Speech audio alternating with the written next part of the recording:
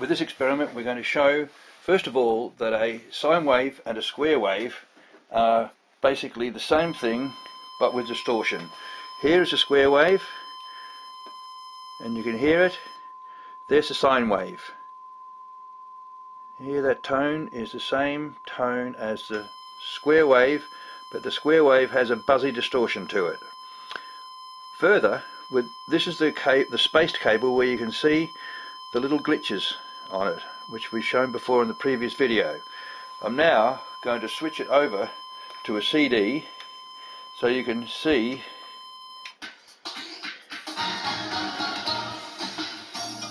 there's the distortion there with the difference channel.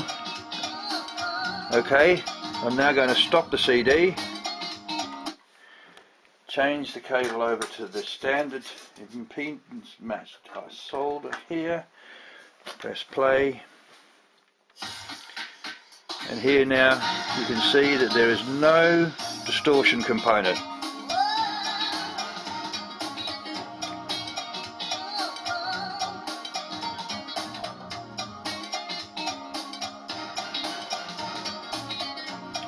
I'll now put it back to the spaced cable, identical conductors, wrong geometry.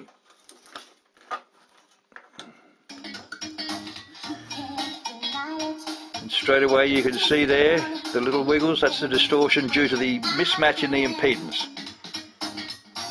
Same resistance, different inductance and capacitance.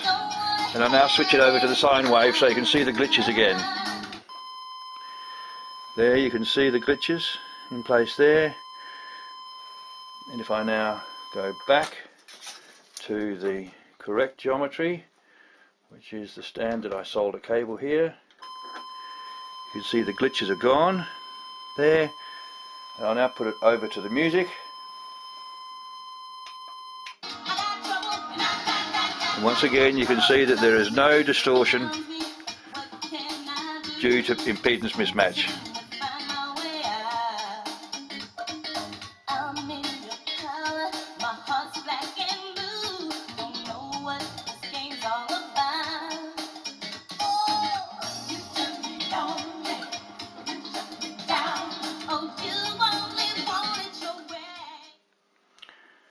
That should prove the point, I think.